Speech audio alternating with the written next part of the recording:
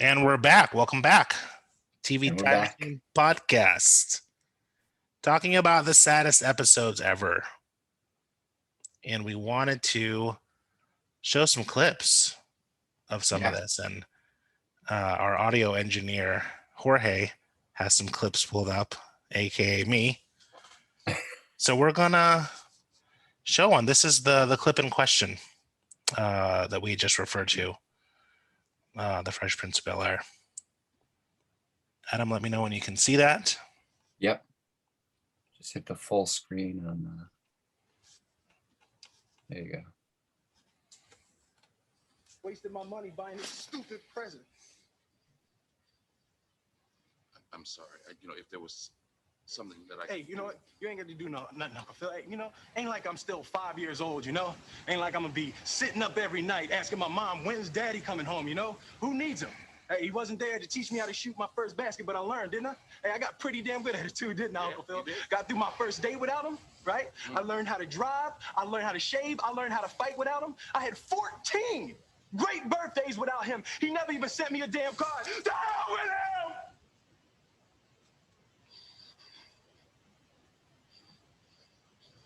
I ain't need him then, and I don't need him now. will. Now, you know what, Uncle Phil? I'm gonna get through college without him.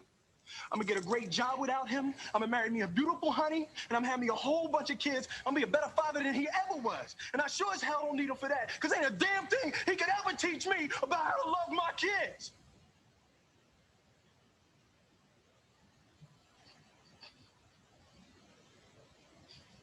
How come he don't want me, man?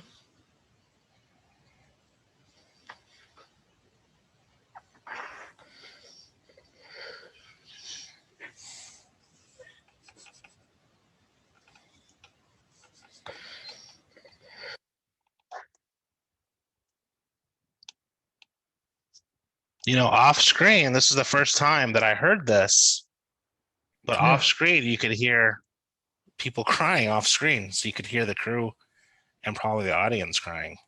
That's some pretty powerful shit.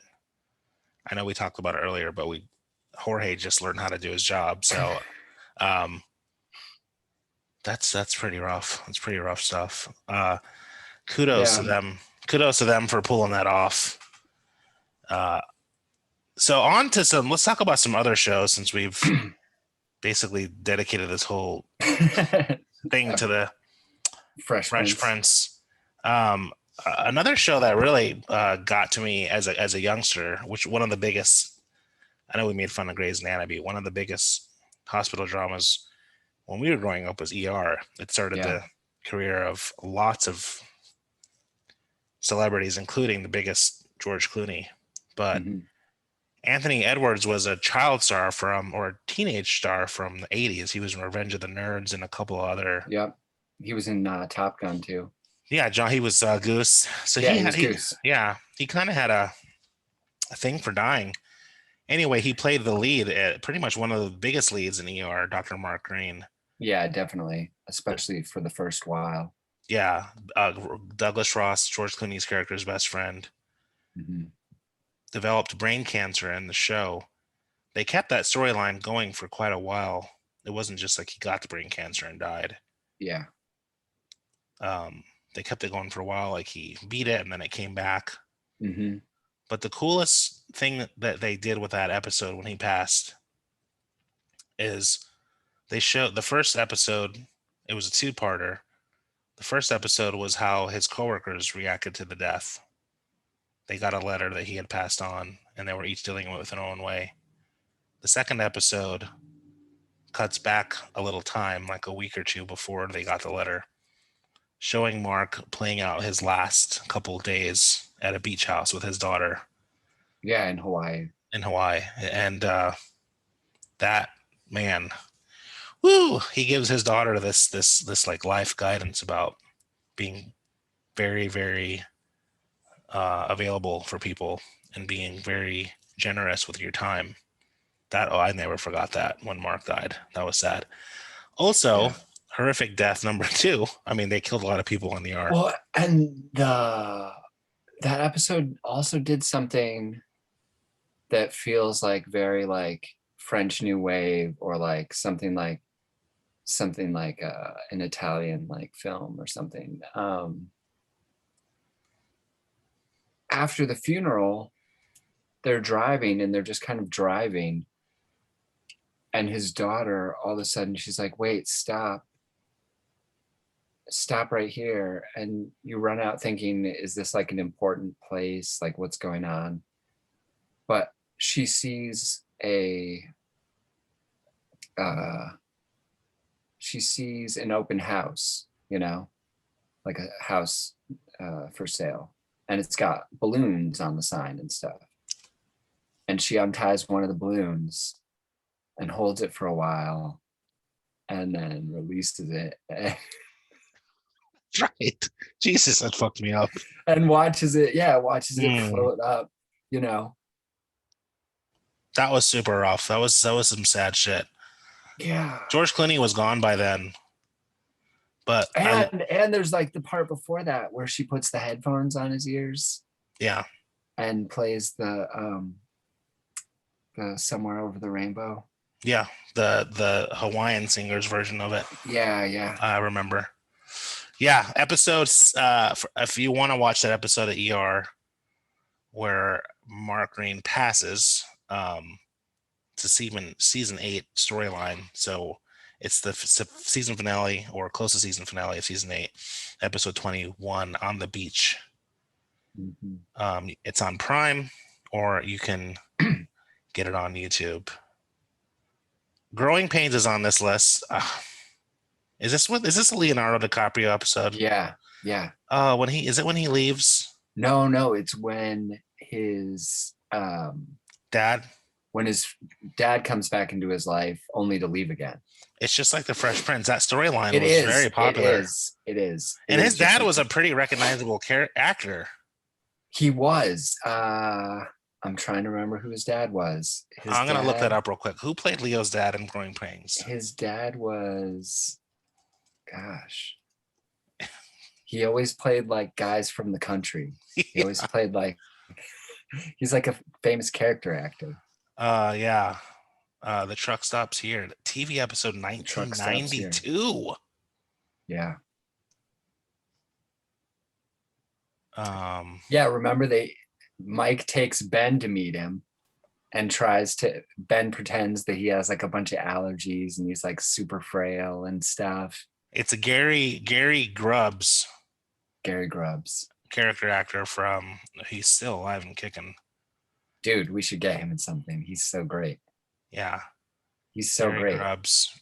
He's just one of those character actors that in the 80s and 90s you couldn't get away from him. He was always popping up in TV shows, Tobolowsky. films. Isn't that Tobolowsky a reference to character actors that work a lot? You're Tobolowsky? Yes, I think so. He was the guy that kept saying he was Ned from Groundhog Day. Phil? Yes, yeah. Phil? Yeah. That guy was everywhere in the 90s. Ned? Ned? My God. Is that you, Ned? I can't think of his name now. I love that movie. Yeah, that guy was everywhere. I think the trauma behind, we'll get into some more shows here in a second. Mm-hmm. I think what really, it's hard to talk about these shows because when you grow up around this stuff, or when you're a fan of a show, it's almost like these people become your friends, even though they're fictional. Mm-hmm. And it's almost like they're in this protected, world. Yeah. So when death and mayhem like that comes into a TV show, it really humanizes things. And I think it's just weird how we get sad about these fictional characters, but it humanizes it. Just so devastated. Yeah, it was pretty devastating when Mark Green died. I did not like that. Yeah, well, it's true too. And I heard this on a podcast called Exploring Tomorrow, and they had an episode that was all about, it was called Why Does Storytelling Matter? And it was like all about the neuroscience behind storytelling and also story listening. And when we view things, psychologically, it's like we're doing that thing ourselves, right? So like when you invite someone into your house, weekly, right? Like a TV show, you're like inviting them in and you're experiencing along with them, their like pain and struggle and stuff. Exactly. Yeah. And it's this way that our brain uses stories to know what to do if we ever find ourselves in these similar situations. Yeah, makes sense. When And we so, yeah. And so we have this strong emotional reaction so that we'll retain it for later use. well, I definitely retained all of these. When we come back from our second break, I want to take some time out to talk about Family Ties. I think it was a two-parter. This is yeah. really just really stuck out to me as a youngster when Alex loses a close friend. And not only does he lose a close friend, but he goes into this like extreme dark place for a couple episodes where I don't want to call it. He does go into some trauma. I don't want to say he was in a traumatic coma, but the way they portrayed it was pretty dark and really stood out with me. So we'll get into that when we get back. What a dark. It feels hard to like make jokes during this. But yeah. I hope people are starting to leave comments of their saddest episodes of TV. By the way, there was just a huge death recently on Grey's Anatomy, a huge like shocker. Wait, is that show still on the air? Yeah. Co-star I did not know that. I didn't know that. Giacomo Giannotti, who was the latest victim of Shonda Rhimes, I guess, cast wrath. Wait, she's like killing people?